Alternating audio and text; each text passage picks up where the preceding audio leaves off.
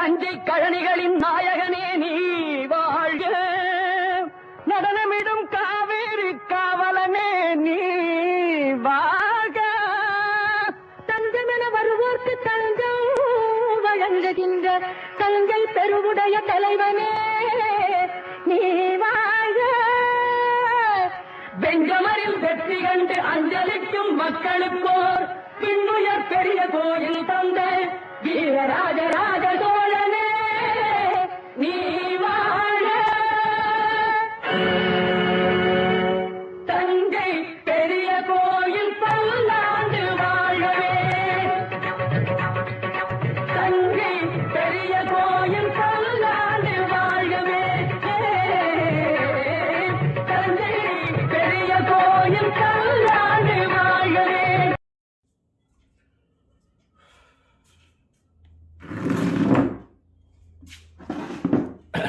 அன்பார்ந்த நண்பர்களே, அனைவருக்கும் வணக்கம். நான் தான் திருச்சி எம் சீனிவாசன் உங்களிடையே மறுபடி பேசுகிறேன். அன்பு நண்பர்களே, நமது நடிகர் திலகம் ஆருயிர் அண்ணன் உலக மகாநாயகன் சிவாஜி அவருடைய அற்புதங்களை ஒவ்வொரு வாரமும் நாம் பார்த்து வருகிறோம். கடந்த வாரம் 33வது வாரத்தை வெற்றிகரமாக முடிச்சிட்டோம். இன்றைக்கி 34வது வாரம். இன்றைக்கி நம்ம பார்க்க போகிற படம் அண்ணனுக்கு வித்தியாசமான ஒரு படம். அதாவது அண்ணன் எப்படி பலவிதமான கேரக்டர்ஸை அவர் விதவிதமாக நடித்தார் அப்படிங்கிறது உங்களுக்கு தெரியும். இப்போ பாசமலர் படம் மாதிரியே அவர் ஒரு சென்டிமெண்ட்டு கதாநாயகன்னு முத்திரை குத்தி அது மாதிரியே அவர் படங்களை அவர் நடிச்சிருந்தாருன்னா அவர் இன்றைக்கி பேசும் பொருளாக இருக்க மாட்டார். நம்மலாம் இந்த அளவுக்கு அவர் மேலே ஒரு பாசமோ பிரியமோ ஒரு என்ன சொல்கிறது அன்போ வச்சுருக்க மாட்டோம். வெரைட்டியை பொறுத்த வரைக்கும் விதவிதமாக கொடுத்த ஒரு நடிகர்னால் இந்த உலகத்திலேயே நடிகர்களும் சிவாஜி மட்டும்தான், வேறு யாரும் கிடையாது. நம்ம இன்றைக்கி பார்க்க போகிற படம் அது மாதிரி ஒரு வித்தியாசமாக அவர் நடித்தது. எப்படின்னா, ஒரு ஸ்போர்ட்ஸ்மேனாக நடிப்பார்.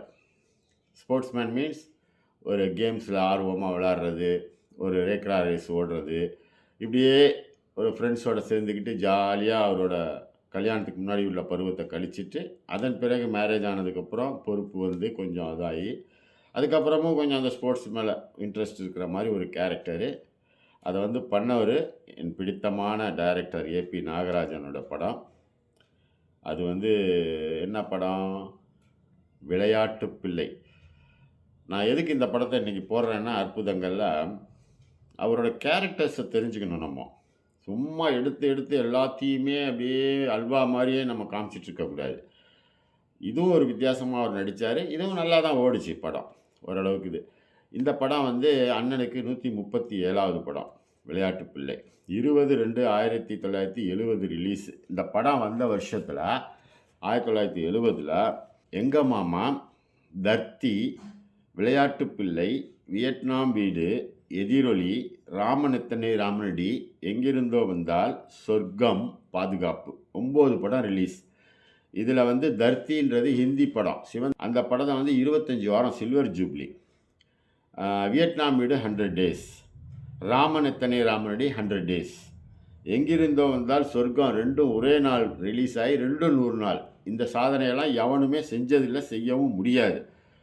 இது மாதிரி சொர்க்கம், எங்கிருந்து அந்த 100 நாள், பாதுகாப்பு, இந்த மாதிரி 9 படம் அந்த வருஷத்தில் அவர் ரிலீஸ் ஆச்சு. அண்ணனை பொறுத்த வரைக்கும் அவர் சென்டிமெண்ட்டு வகையில் பார்த்திங்கன்னா நிறையா படம் செஞ்சுட்டு போயிட்டார். அதுவும் முக்கியவாசி அந்த பாவர்ஷ படங்களில் நிறையா அதில் வரும். பாசமலர், பாலும் பழமும், பச்சை விளக்கு, படித்தால் மட்டும் போதுமா, படிக்காத மேதை, பார் மகளே பார், பார்த்தால் பசி தீரும், பாவை விளக்கு, பாதுகாப்பு, இப்படியே வரிசையாக வரும். இதெல்லாம் அவர் பண்ணது வித்தியாசமாக பண்ணது சென்டிமெண்ட்டில். அதே சிவாஜி அப்படியே ஒரு வில்லனா ரங்கோன் ராதா, திரும்பிப்பார், துளிவிஷம், அந்த நாள், இதெல்லாம் பார்த்திங்கன்னா ஒரு கொடூர வில்லனாகவே நடிச்சிருப்பார். அது சிவாஜி தான் அப்படிலாம் செய்ய முடியும். அதே பார்த்திங்கன்னா இந்த பக்கம் வெரைட்டி பார்த்திங்கன்னா காமெடி படத்தில் பார்த்திங்கன்னா கலாட்டா கல்யாணம், சபாஷ் மீனா, ஊட்டி வரை உறவு, கல்யாணம் பண்ணி பிரம்மச்சாரி, இதெல்லாம் பார்த்தீங்கன்னா, அப்படியே காமெடி ரோல். அப்படியே படம் ஃபுல்லா சிரிச்சுக்கிட்டே இருக்கலாம், ஜாலியா இருக்கலாம். அது மாரி நடிச்சுட்டு போயிட்டாரு. அப்படியே இன்னொரு பக்கம் பெரட்டிக்கிட்டு வந்தீங்கன்னா, எஸ்பி சௌத்ரி தங்கப் பதக்கம், தீர்ப்புல, அப்புறம் அதில போலீஸ் அதிகாரி, இதெல்லாம் போலீஸ் ஆஃபீஸரா வருவாரு. அதே மாரி ஒரு ரகசிய போலீஸா பார்த்தீங்கன்னாக்கா, ராஜா, நம்ம தங்கச் சுரங்கம் இதெல்லாம் பார்த்தீங்கன்னா, ரகசிய போலீஸ் சிஐடியா வருவாரு. இந்த டிபார்ட்மெண்ட்ல அப்படியே போயிடுவாரு. அப்படியே இங்கிட்டு பார்த்தீங்கன்னா, ஜட்ஜா வர்றது, நீதிபதி படம் பார்த்தீங்கன்னா, ஜட்ஜு. பெரிய ஜட்ஜா வருவாரு. ஜல்லிக்கட்டுல வருவாரு. அதே மாரி லாயரா பார்த்தீங்கன்னா, எதிரொலி, அதுக்கப்புறம் கௌரவம். கௌரவம் படத்தில சூப்பர் லாயரா வருவாரு. இது மாரி நடிச்சிருப்பாரு. இன்னும் கலெக்டராலாம் நடிச்சிருப்பாரு அவன் ஒரு சரித்திரத்தில. இன்னும் ஈவன் வளர்பிறை படத்தில ஊமையாவே நடிச்சிருப்பாரு. அதே மாரி மன்னர்கள் படம் பார்த்தீங்கன்னா, திமிரு பிடிச்ச ஒரு வீரபாண்டிய கட்டபொம்மனா கொண்டாந்து நம்ம கண்ணு முன்னாடி நிறுத்தினவரு. அப்புறம் சுதந்திர போராட்டத்துக்கு பாடுபட்ட கப்பலோட்டிய தமிழன் வ.உ.சிய கொண்டாந்து நமக்கு ஞாபகப்படுத்தினாரு. அதே வ சுதந்திர போராட்ட வீரர்கள வந்து சும்மா கொஞ்ச நேரத்தில ஒரு 5 நிமிஷம் பாட்டுல, ராஜபாட்டு ரங்கத்துறையில பார்த்தீங்கன்னாக்கா, பகத்சிங்க ஞாபகப்படுத்தினாரு இங்குலாம் ஜிந்தாபாத் பாட்டுல. அதே மாரி பாரதியார வந்து கை கொடுத்த தெய்வத்தில சிந்து நதியின் மிசை நிலவின் நிலை பாட்டுலயே காமிச்சிட்டு போயிட்டாரு. இவங்களெல்லாம் கொண்டாந்து அப்படியே நிலைநிறுத்தினாரு. ராஜராஜ சோழன் மன்னர்ல. அது ஒரு வரலாற்று காவியம். இது மாரி அந்த வெரைட்டீஸ் தனியா அப்படியே பண்ணாரு. சுதந்திர போராட்ட வீரர்கள் இதெல்லாம் பண்ணாரு. நவராத்திரி 9 ரோலு, தெய்வ மகன் 3 ரோலு, ரெட்டை வேடம் நெறையா பண்ணிட்டாரு. உத்தமபுத்திரன் இந்த மாரி நெறையா படங்கள் பண்ணிட்டாரு. கேரக்டரு அப்படியே வித்தியாசமா முதல் மரியாதை படத்தில பார்த்தீங்கன்னா, ஒரு வயசான மனைவிய வந்து சுத்தமா புடிக்காம, வேற வழி இல்லாம நிர்பந்தத்தில கல்யாணம் பண்ணி, வெறுப்பான வாழ்க்கையில அத வெளியில காமிச்சுக்காம, அப்படியே காமெடி பண்ணிக்கிட்டு இருக்கிற மாரி, கொஞ்சம் அப்படியே பண்ற மாரி இருந்துட்டு, அதில ஒரு சின்ன பொண்ணு ராதா வருவா. அவளோட மனச வந்து அவ வந்து இவர்ட்ட பறிகுடுத்து, கடைசியில அவள வந்து இவரு மனசளவுல ஒரு பாசத்தோட பிடிக்கிற மாரி ஒரு கதைய கொண்டு வந்திருப்பாங்க முதல் மரியாதை. எல்லாமே பைலட் பிரேம்நாத் பார்த்தீங்கன்னா விமானியா வருவாரு. சிரஞ்சீவில கப்பல் ஊழியரா வருவாரு. இது மாரி எல்லாம் அவரு நடிக்காத கேரக்டரே இல்ல. அது மாரி வெரைட்டீஸ் வந்து நெறைய அவர் நடிச்சதுனால தான், இன்னைக்கு நம்ம அவர் மேல ஒரு பிரியமா, அன்பா இருக்கோம். வேற யாராவது நடிகர்கள் அந்த மாரி இருக்காங்களா சொல்லுங்க? பேசப்படுறாங்களா? எம்ஜிஆர் பேசப்படுறாருன்னா, எம்ஜிஆர் வந்து அரசியல் கட்சி ஆரம்பிச்சு, அதில வந்து முதலமைச்சரா இருந்ததுனால, இன்னைக்கும் அவரு பேசுறாங்க அவ்வளோதான். அவர் அதிலலாம் இல்லாம சிவாஜி மாரி சாதாரண ஒரு நடிகரா மட்டும் இருந்திருந்தாருன்னு வச்சுக்கங்களேன், எம்ஜிஆர்லாம் இன்னைக்கு பேசும் பொருளே கிடையாது. ஏன்னா, ஜெமினி கணேசன் அன்னைக்கு நம்ம பேசிட்டு இருக்கோமா, அதே லெவல் தான் எம்ஜிஆர்லாம். அதே மாரி தான் இன்னைக்கு அவரு கூட இருந்தவங்க, ஜெமினி பீரியட்ல அப்போ பழைய நடிகர்லாம், அவங்களெல்லாம் பத்தி நம்ம பேசிட்டு இருக்கோமா? அதுக்கு முன்னாடி இவரு தியாகராஜ பாகவதர் பெரிய சூப்பர் ஸ்டாருன்னு சொல்லுவானுங்க அப்போ. அவர பத்தி பேசிட்டு இருக்கோமா? பி.யு. சின்னப்பாவ பத்தி பேசிட்டு இருக்கோமா? கே.ஆர். ராமசாமிய பத்தி பேசிட்டு இருக்கோமா? டி.ஆர். மகாலிங்கத்த பத்தி பேசிட்டு இருக்கோமா? இதெல்லாம் நம்ம பேசுறோமா சொல்லுங்க?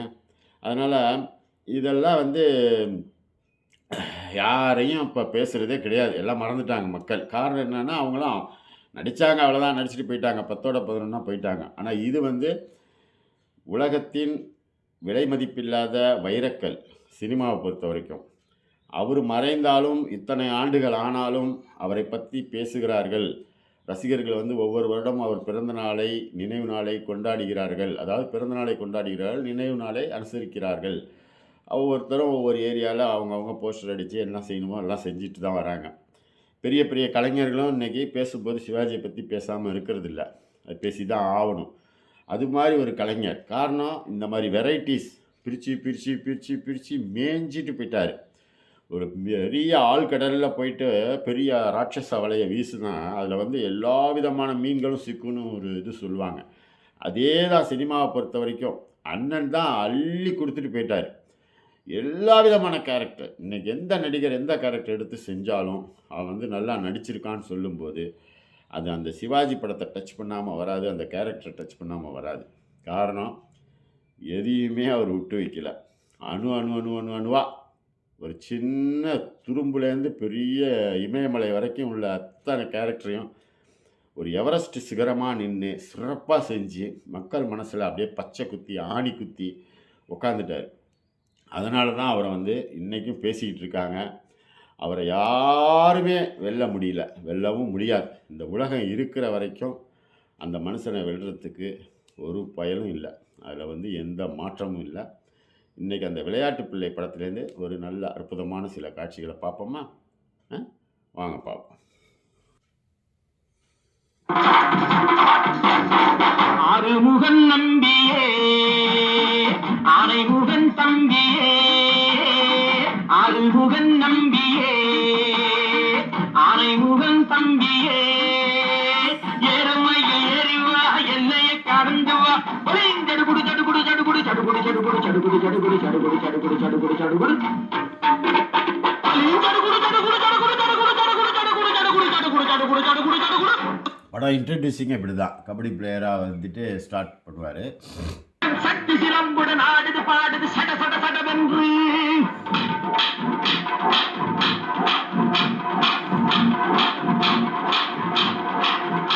சிலம்பு சண்டை. அப்படியே விளையாட்டு பிள்ளையாக இருப்பார். ரொம்ப அப்படியே சின்ன பிள்ளை மாதிரி அப்படியே ஒரு பொறுப்பு இல்லாமல் அப்படியே போயிட்டு இருப்பார்.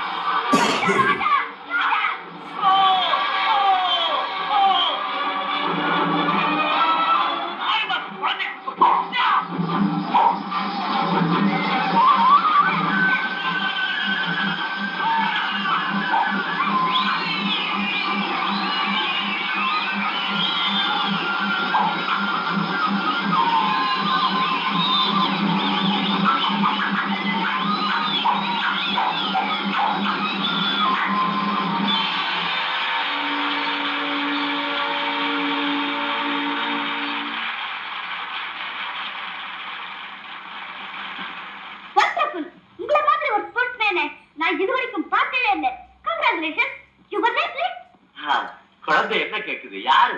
மருதூர் சமஸ்தானத்து இளையராணி. உங்க பேர் என்னன்னு கேக்குறாங்க. என் பேர் முத்தையாக்க. Mr. Muthiya, I'm glad to meet you. நான் இந்த கிராமம் தான் இருக்கேன். ஏமா முத்தையாவுக்கு நெக்ஸ்ட் வந்தது அந்த லேடி எங்க? அவங்க அங்க இருக்காங்க ராணி. ஆல்ரைட், நான் வர்றேன். என்ன பேச்சு பேசுறியா? ராஜாவோட குட்டி இல்ல. மரகதம் என்னம்மா? பரவாயில்லப்பா, தோத்தாலும் சரியான ஆம்பளத்தை தானே தோத்திருக்கேன். பரவாயில்ல, நானே நீலமணிய வண்டியில புட்டி பழகி இருந்தேன்னா நான் தான் முதல்ல வந்திருப்பேன் தெரியுமா? வேர்வை தொடச்சு விடுமா? மேடம் மேடம், உங்க துணிச்சலை பார்த்து நான் ரொம்ப அப்ரிஷியேட் பண்றேன். இன்னும் கொஞ்சம் ட்ரை பண்ணிருந்தா நீங்களே முன்னாடி வந்திருக்கலாம். பரவாயில்ல, அடுத்த ரேஸ்ல ஃபர்ஸ்டா வந்துடுங்க. வந்துடுறேன். Bye bye. பெரியோர்களே, தாய்மார்களே, இன்னைக்கு வண்டி பந்தயத்துல முத்தையா ஜெயிச்சிட்டதுனால உங்க சார்பா இந்த பணமுடிப்பையும் இந்த பட்டு துண்டையும் அந்த தம்பிக்கே கொடுக்கிறேன்.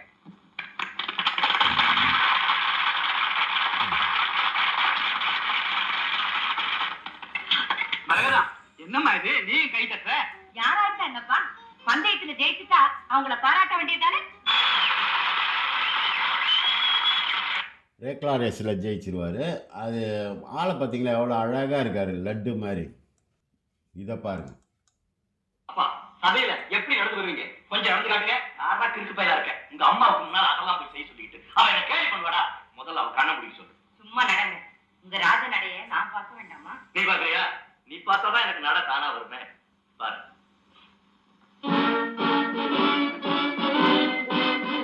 அப்பா சபையில எப்படி நடந்து வருவீங்க கொஞ்சம் நடந்து காட்டுங்க. இன்னொரு தடவை நான் பாருங்க. கிறுக்கு பையலா இருக்கேன். உங்க அம்மாவுக்கு முன்னால அதெல்லாம் போய் செய்ய சொல்லிட்டு அவன் என்ன கேள்வி பண்ணுவாடா. முதல்ல அவன் கண்ண முடிக்க சொல்லு. ஒன்ஸ் சும்மா அகைன் நடங்க. பாருங்க. உங்க ராஜ நடைய நான் பார்க்க வேண்டாமா? நீ பாக்குறியா? நீ பார்த்தாதான் எனக்கு நட தானா வருமே. பாரு.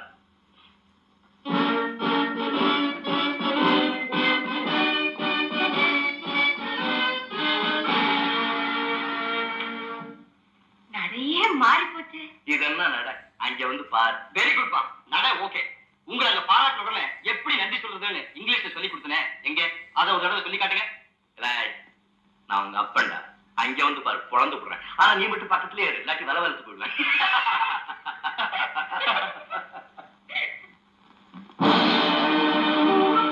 சபையோர்களே, பிரமுகர்களே, திருவாளர் முத்தையா அவர்களுக்கு மன்னர் அவர்கள் தங்கப்பதக்கம் அளித்து வீரத்திலகம் என்ற விருதையும் இப்போது வழங்கப் போகிறார்கள்.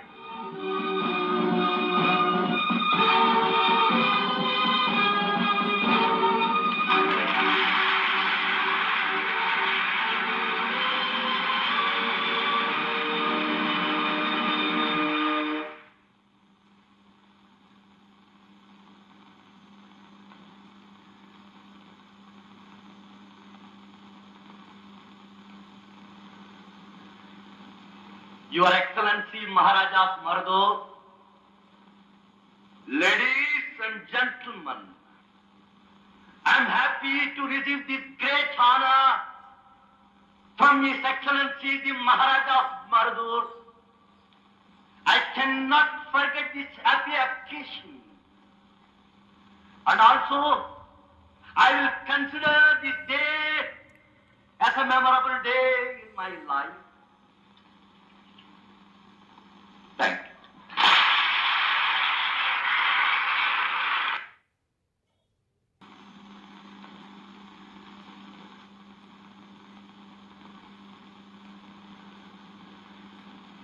Your Excellency Maharaja Mardo, ladies and gentlemen, I am happy to receive this great honor from His Excellency the Maharaja Mardur.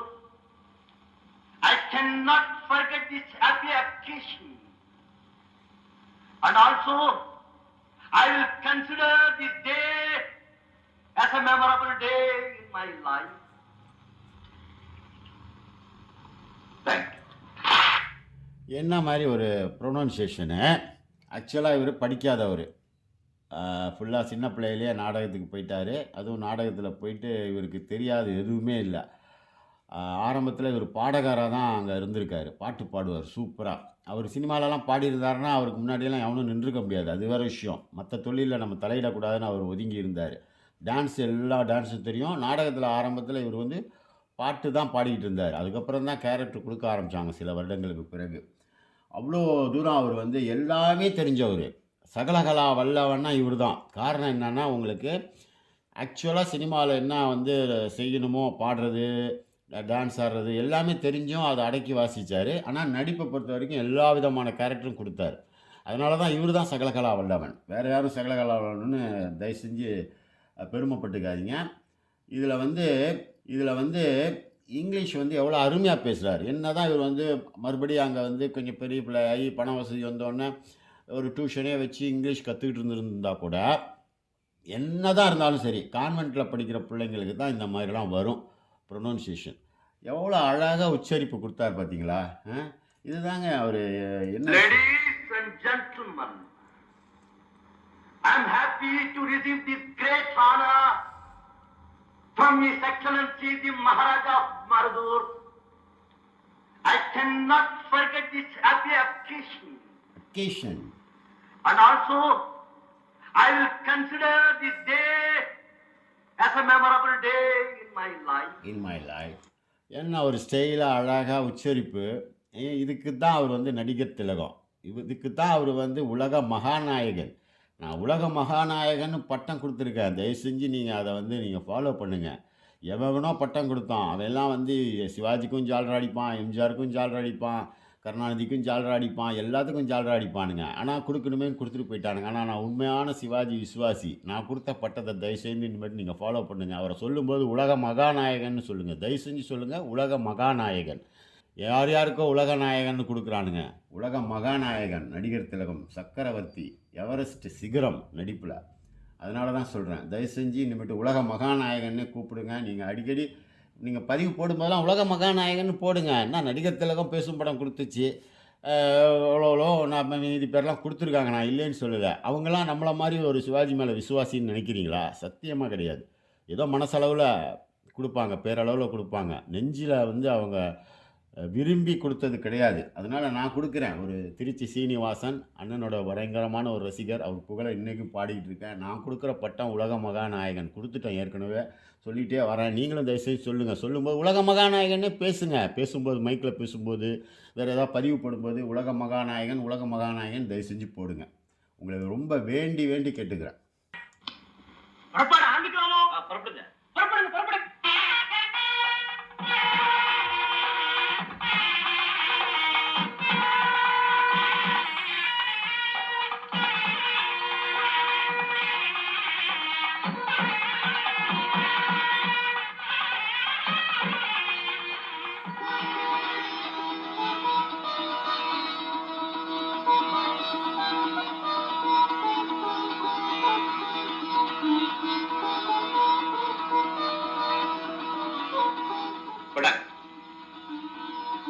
பரவாயில்ல.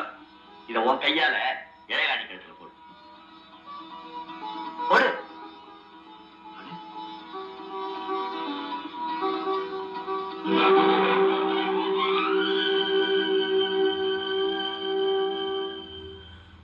அப்போ புறப்படலாமோ? நீங்க புறப்படுங்க, அப்புறம் வரேன். புறப்படுங்க.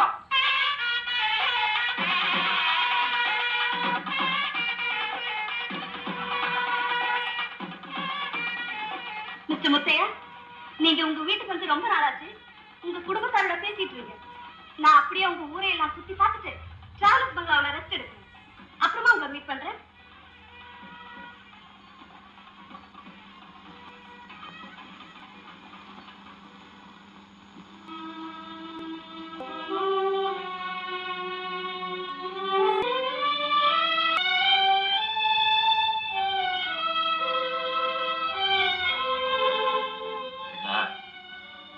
வர வர மட்டும் மரியாதைலாம் குறைஞ்சுக்கிட்டே வந்து. நான் எப்பவும் போலதாங்க இருக்கேன். உங்க தான் இதே மாதிரி எப்பவும் எனக்குள்ள அப்படியே. என்ன குத்துட்டீங்க? அப்பா கொஞ்சம் சொல்லுங்களேன். இளையராணி கழுத்துல மாலை போட சொன்னதுக்கு போட்டுட்டு வெறுக்கிட்டு திரும்பி வந்துட்டிய. பாக்கிறவங்க என்ன சொல்லுவாங்க? வர வர பண்பாடெல்லாம் மறந்து போச்சா?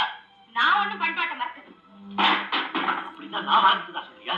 மறந்ததோட மட்டுமா நம்ம குடும்ப கௌரவத்தை காத்துல பறக்க விட்டுட்டீங்களே. நல்ல வேலை எங்க அப்பா உயிரோட இல்ல இந்த காட்சியெல்லாம் பாக்குறது. நீ என்ன சொல்ற? நான் எதுவுமே சொல்ல வேண்டியது இல்லைங்க. இந்த ஊரே சொன்னது உலகமே சிரிக்க. ஊர் சொல்லுதா? பாரு சிரிக்குதா? ஊர் சொல்லுதா? நீ சொல்லிட்டா ஊரா பத்திரா என்னைக்கு கவலைப்பட்டியா? என்னங்க என்னங்க என்னங்க நில்லுங்க நில்லுங்க. கொஞ்சம் சாப்பிட்டு போங்க. வேண்டாம் வேண்டாம், நீங்களே சாப்பிடுங்க. அப்படி சொல்லாதீங்க. நானும் கிழமையுமா வீட்டுக்கு வந்திருக்கீங்க. சாப்பிடாம போறீங்களே, கொஞ்சம் சாப்பிட்டு போங்க. சாப்பிட்ட வரைக்கும் போதும், நான் வரேன்.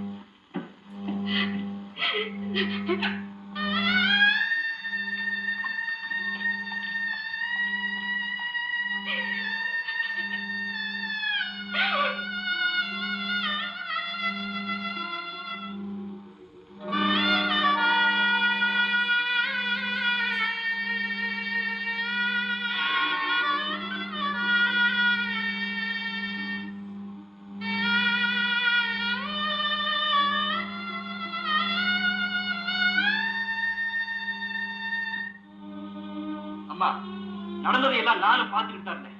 வர வர அப்பாவுக்கு நம்ம குடும்பத்தில் இருந்த பாசமே சுத்தமா அத்து போயிடுச்சு. மாணிக்கம் அப்படி எல்லாம் சொல்லாதப்பா. இல்லம்மா, நீங்க கவலைப்படாதீங்க. சீக்கிரமா ஒரு நல்ல முடிவோட திரும்பி வரேன். மாணிக்கம்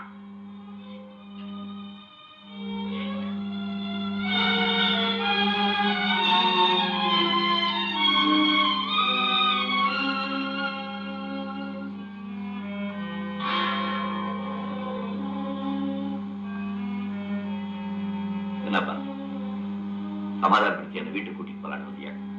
அம்மா தடுத்தே நிக்காத நீங்க நான் கூப்பிட்டு தானே வர போறீங்க, அதுக்காக வரல.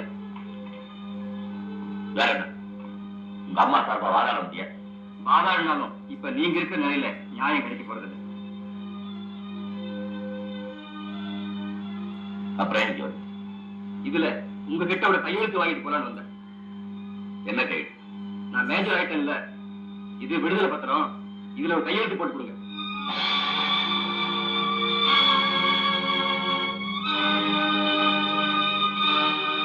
இனிமே என் சொத்துக்கு உங்களுக்கு எந்த விதமான பாத்தியம் இல்ல, அதை எங்கிட்டயே ஒப்படைச்சிட்டீங்கிறதுக்காகத்தான் இது.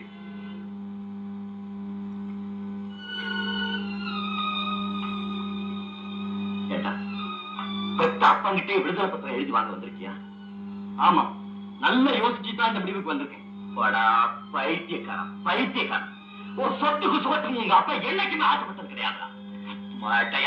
எங்களை கையெழுத்து போடு, எத்தனை கையெழுத்து போடு சொல், எத்தனை கையெழுத்து போடு. விடுதலை பத்திரத்துல கையெழுத்து வாங்க மாணிக்கம், உன் பாட்டை உன் மேல உயிர் எழுதி வச்ச நாள்ல இருந்து இன்னைய வரைக்கும் உன் சொத்துல காசுல தொட்டது கிடையாதா?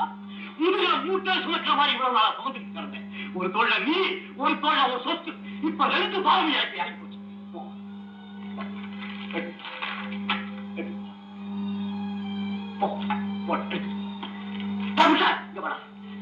சொத்தை எழுதி வாங்கினா போதுமா? அதை இஷ்டப்படி எடுத்து அனுபவிக்க வேண்டாம். இந்த எடுத்து போய் அனுபவிச்சு போ போடா. சொத்தை எனக்கு என்ன நினைச்சேன்? இந்த சொத்தை எடுத்து நான் வயசு நினைச்சேன். நடிப்பை பார்த்தீங்களா? நடிப்பை பார்த்தீங்களா?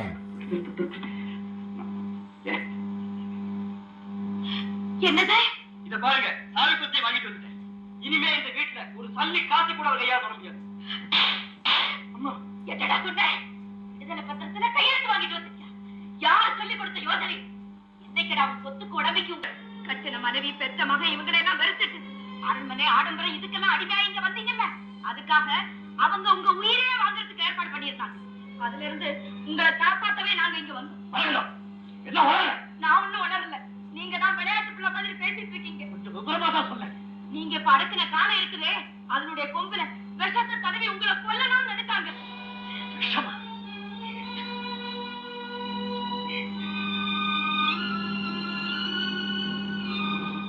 மாட்டு உங்களை விஷத்தை தடவியா?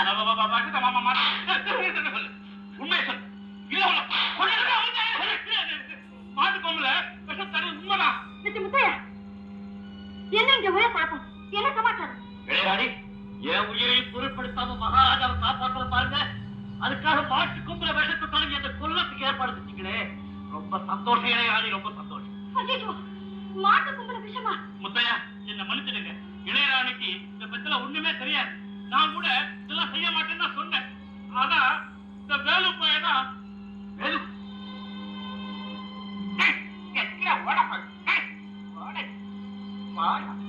ஆரம்பத்துல இருந்து உன் மேல சந்தேகப்பட்டுதான் நான் இங்கேயே உட்கார்ந்துருக்கேன். தொட சாப்பிடுறியா?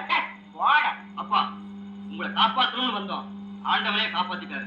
எங்க கடமை முடிஞ்சது, நாங்க வரோம். புறப்படுங்க. மணிக்கு ஏண்டா அப்படிலாம் பேச? நீ என்கிட்ட விடுதலை பத்திரம் எழுதி வாங்கியிருந்தாலும் நான் உன் மேல வச்சிருக்கிற அன்புக்கும் பாசத்துக்கும் என்கிட்ட இருந்து யாரும் விடுதலை பத்திரம் எழுதி வாங்க முடியாது. பாட்டமா உங்களுக்கா? அந்த மாதிரி எல்லாம் உங்க மனசுல இருக்கிறது உண்மையா இருந்தா திருவிழாவுக்கு வந்த நீங்க வீட்டுல ஒருவேளை சாப்பாடு கூட சாப்பிடாம உடனே இங்க புறப்பட்டு வருவீங்களா? உண்மையா எங்க மேல உங்களுக்கு அன்பு இருந்தா இப்படி எல்லாம் நடப்பீங்களா? என்ன நடந்த? நீ என்ன சொல்ற? எனக்கு ஒண்ணுமே புரியலையே. இன்னும் என்னப்பா சொல்லணும்? இளையராணி கூட சேர்ந்துக்கிட்டு நீங்க ஆடுற நாடகம் போதாது. அப்பா, அம்மா வீட்டுக்குள்ள போட்டோ கடுதாசி எல்லாத்தையும் பாருங்க. இதெல்லாம் பார்த்ததுக்கு அப்புறம் அவங்க என்ன வேதனைப்பட்டிருப்பாங்க நான் சொல்லாமலே தெரிஞ்சுக்க. கொடுங்கம்மா. கடவுளே, இளையராணி சரியாயிட்ட பாருங்க. முத்தையா, எல்லாத்துக்கும் காரணம் இந்த வேலு பையன். முதல்ல இவனை என்னன்னு கேளு. வேணும் நீயா? என்ன மன்னிச்சது. ராணி அம்மாவுக்கு இதெல்லாம் எதுவுமே தெரியாது. மாட்டு கும்பல விஷத்தை தடவை சொன்னது நான் தான். இந்த போட்டோ கடுதாசி எல்லாமே ஏன் ஏற்பாடு தான். இனிமே இந்த மாதிரி தவறுலாம் நான் செய்ய மாட்டேன். என் மன்னிச்சு. எப்பவுமே உன் கூட இருந்து நீ சொல்றபடி எல்லாம் நான் கேட்டு நடக்கிறேன்னு நங்கத்தை எடுத்துக்கிட்டுமா? இளையராணி, பாத்தீங்களா, என் மனைவியும் மகளுமே என் மேல சந்தேகப்படுற நிலைமைக்கு வந்தாச்சு. நான் என்ன செய்ய? நீங்க அப்படி எல்லாம் கலக்க கூடாது. உங்க மனைவிக்கு நான் விவரமா சொல்றேன். அம்மா, நீங்க ஒரு காலம் மிஸ்டர் முத்தையா பத்தி தவறா நினைக்காதீங்க. இப்படிப்பட்ட ஒருத்தரை கணவன் அடையறதுக்கு நீங்க ரொம்ப பாக்கியம் செய்திருக்கணும். இத பாருங்க, இந்த நிமிஷத்துல இருந்து சந்தேகங்களை எல்லாம் விட்டுட்டு எல்லாரும் சந்தோஷமா இருக்கு.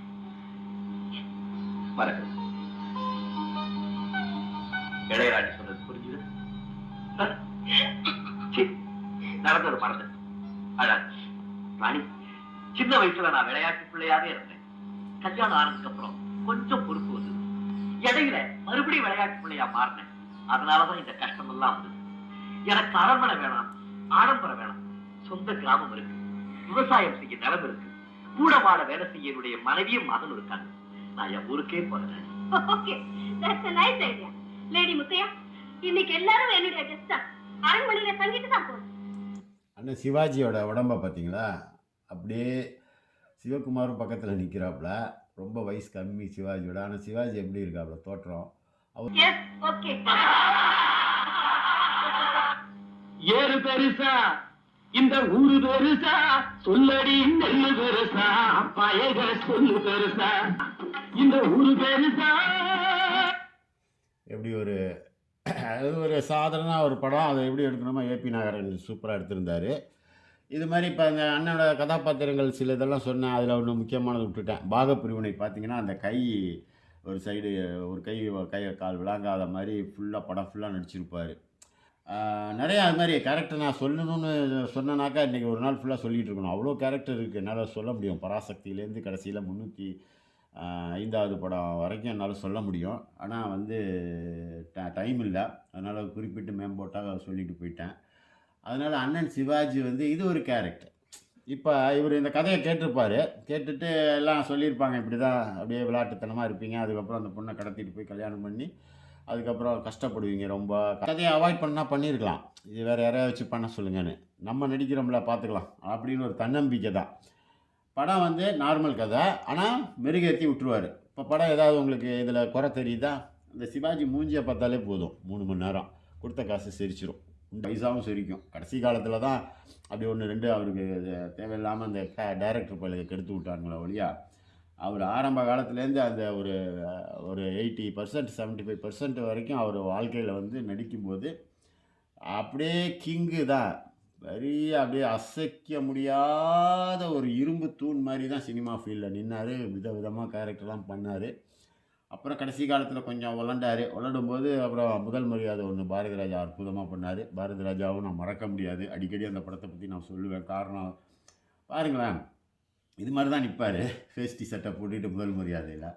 இந்த முகம் என்ன, அந்த முதல் மரியாதை முகம் என்ன, இந்த வயசு என்ன, அந்த வயசு என்ன. ஆனால் ஏதாவது இதுவும் சோடை கிடையாது, அதுவும் சோடை கிடையாது, உண்டா இல்லையா? அது மாதிரி இது வந்து மிகப்பெரிய இது தான். அது கோபுரம், எவரெஸ்ட் சிகரம். சில இதை வந்து சில பேரை வந்து பேசுகிறானுங்க. அதெல்லாம் வந்து ஒரு குப்பை வந்து காற்றுல பறந்து போய் அந்த கோபுரத்தில் கொஞ்சம் நேரம் ஒட்டி இருக்கும், அவ்வளோதான். அதுக்கப்புறம் கொஞ்சம் நேரம் கழிச்சு அந்த குப்பை விழுந்துடும் கீழே. அதுதான் மற்ற நடிகர்லாம். என்னடா அப்படி பேசுகிறான்ட்டு நினைக்காதீங்க. நீங்கள் வேணால் வாங்க, கூட்டிகிட்டு வாங்க, அவன் படத்தெல்லாம் கொண்டு வர சொல்லுங்கள். எங்கேயாவது ஒரு இடத்துல, பொது இடத்துல உட்காந்து பட்டிமன்ற மாதிரி போடுவோம். கிளிப்பிங்ஸ்லாம் நான் கொண்டு வரேன், அவங்களையும் கொண்டு வர சொல்லுங்கள். ஸ்க்ரீன்லேயே போட்டு காட்டுவோம். ஏதாவது இவர் பக்கத்தில் இவர் காலில் மாட்டிருக்கிற செருப்பு இருக்குல்ல, இந்த செருப்பில் ஒட்டியிருக்க தூசிக்கு சமமாக இருந்தாங்கன்னா அதுக்கப்புறம் நான் சிவாஜி பேரை யூஸ் பண்ணுறதில்ல. ஓகே. நடிகர் திலகம், உலக மகாநாயகன் சிவாஜியின் புகழ் வந்து என்றென்றைக்கும் ஒளி வீசி, பட்டொளி வீசி அருமையாக பறந்துட்டு தான் இருக்கும். அது என்றைக்கும் நிற்காது. அவரோட புகழ் பாடுவதில் எனக்கு பெரும் மகிழ்ச்சி. அந்த பாக்கியத்தை கொடுத்த அவருக்கு நன்றி. என்னை ஊக்குவிக்கும் உங்கள் அத்துணை பேருக்கும் என்னுடைய திருச்சி எம் சீனிவாசனின் மனமார்ந்த நன்றி.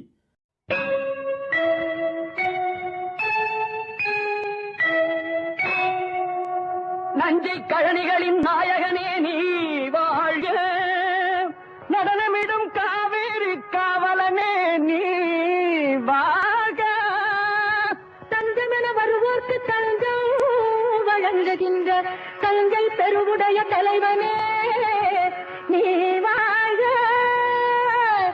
வெஞ்சமரில் வெற்றி கண்டு அஞ்சலிக்கும் மக்களுக்கோர் பின்னுயர் பெரிய கோயில் தந்த வீரராஜராஜ சோழனே நீ